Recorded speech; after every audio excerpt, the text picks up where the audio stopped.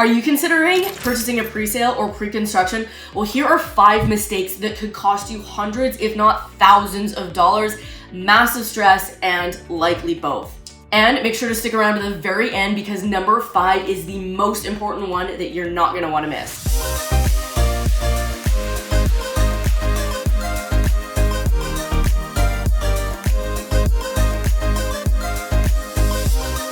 If this is your first time to the channel and you want to know everything there is about real estate in Vancouver, subscribe below. Tap the bell for notifications to be the first to learn what's going on in the current market here in Vancouver. My name is Megan Becker, local realtor, eXp Realty. Myself and my team get calls every day from people looking to move or invest in this incredible city. So whether you're making a move in 9 days or 90 days, give me a call, text, or email, and I'm excited to tour you around the best city in Canada. Okay, let's talk mistakes when purchasing a presale. Number 1 is choosing the wrong floor plan for the area. So what I mean by this is you want to understand what your goals are with this unit. The nice thing about presales is that you've got multiple exit strategies. So from an investment standpoint, it checks those boxes. You can assign it, you can keep it for personal use, you can rent it out. People will purchase these and have them for their kids. There's multiple different exit strategies here. And so you want to understand what is your end goal with it? What are those multiple exit strategies that you foresee? And you want to be able to match that to the location and the demographic of the area. So what I mean by that is a studio in Maple Ridge, not going to be your best floor plan for that area, whereas a 3-bedroom, 2-bedroom in that type of area is going to do a lot better than, say, a studio in downtown Vancouver in a high-rise would be a way better of an investment there. Whereas a 3-bedroom in a high-rise downtown Vancouver, not going to be your best investment. So you want to understand the demographic of the area and what you're actually looking at and match the floor plan to that area. Because let's say you purchase that studio in Maple Ridge and then you have to assign it or you have to get rid of it sooner than you want, that you're going to find some challenges there and there's a high likelihood that you may lose money. Mistake number 2 is not reading the disclosure statement. So the disclosure statement is what the builder puts together with their lawyers and goes through every single term of what they can and can't do between you writing the contract and completion. And sometimes, developers are sneaky. They like to hide things in there. And if you do not read this and read it thoroughly, you might be signing something that all of a sudden, and I have heard stories of this, thankfully it's never happened to anyone I know or any personal clients, that developers, for an example, put in a term that they could change the purchase price before completion. So the nice thing about pre-sales is that you're basically buying something at today's prices with the condition of the unit 3 or 4 years out. Now, most developers will not change the price, but I have heard of some putting a term in there that allows them to change the purchase price of the unit at completion if there's any changes in the real estate market or changes to building supplies, which is not a good term. If I found that in a disclosure statement with clients that I was representing, we would walk away from that because you don't want that. It's too open. It takes away the good investment portion of looking at a presale. Number 3 is thinking that 5% deposits are great. And while they may be, and again, it depends on your goals, but just because the deposit is low, there's a reason why the deposit is so low. And the reason why most developers offer a 5% deposit is that they are very close to completion. And so if you're looking at purchasing a presale and it's very close to that completion date, that's not where your money is made.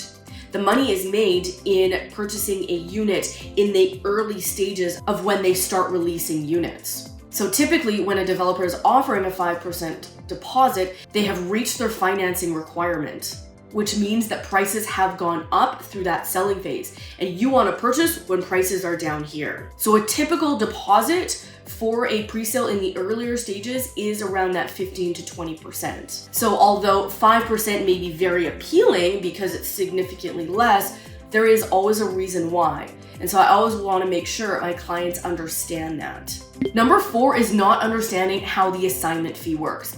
So let's say that you purchase a presale, it's not set to be complete for 3 years, and closer to completion, things change financially. You want to assign that unit, meaning you want to get rid of it, you want to basically sell it to somebody else. So developers will put into a contract an assignment fee. So if you were to assign that contract to someone else, you actually have to pay the developer before you sign off on that contract. So let's say the assignment fee is 2% and the purchase price of the unit is $600,000. You have to come up with $12,000 that needs to be directly handed over to the developer as soon as that contract is signed off on. So some people aren't aware because you need to have that cash on hand.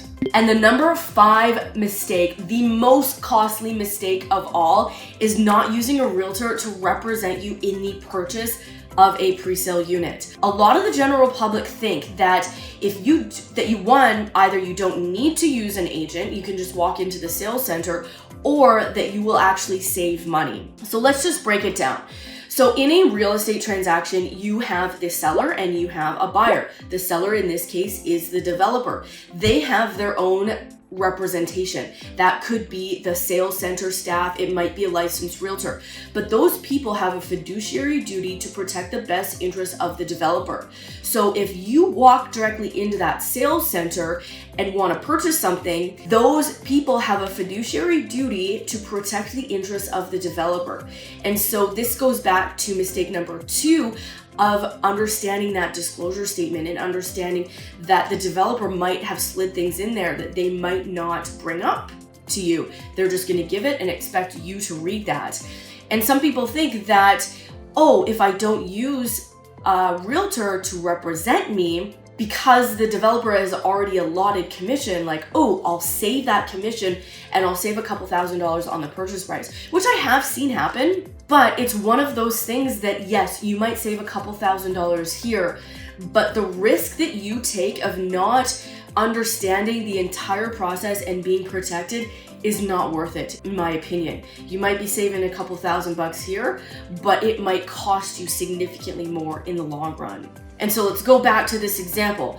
Seller has their own representation. You as a buyer can have myself represent you. So we're gonna walk into that presentation center together. We're gonna have a preliminary conversation even before we get to that stage.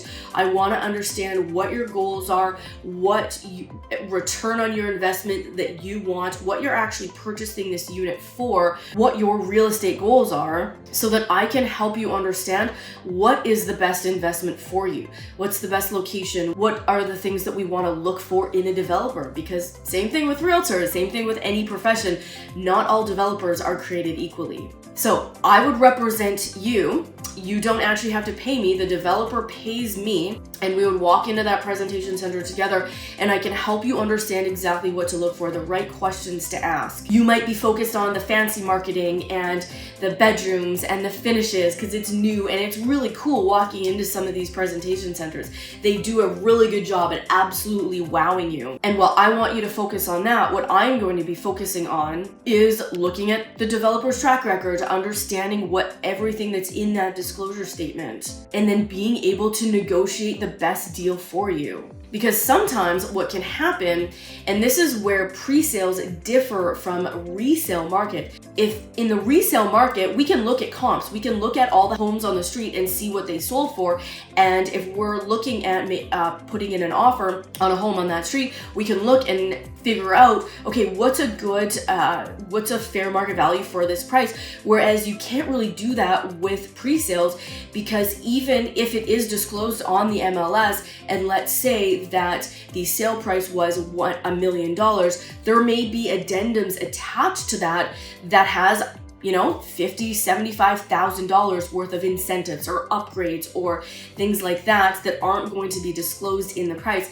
And so I can help negotiate and understand, okay, where are they at in the phases and what are some realistic things that we can negotiate so that I can maybe get you a credit on closing or a decorating allowance or, money off on a parking stall or things like that, or decrease your assignment fee, things like that you might not necessarily know what to look for. So I always tell clients, don't walk into the presentation center without me. This is something that I do a really good job at preparing my clients for, and being able to go into this process, understanding the whole process of what the contracts and everything looks like. And I always say, real estate is stressful when you don't know what to expect. And so that's what I always prepare my clients. We want to know what to expect. We want to know what the process looks like. And everything that we should be looking out for, so that you can enjoy the fun and exciting process of purchasing a really great investment. So I hope you got value from this video. If you're considering looking at pre-sales or pre-construction, please reach out. All my info is in the description box below. And until next time, I'm currently training for the BMO Half Marathon, and we are 1 week out, and I've got my last run today, so I'm heading out for a run on the seawall.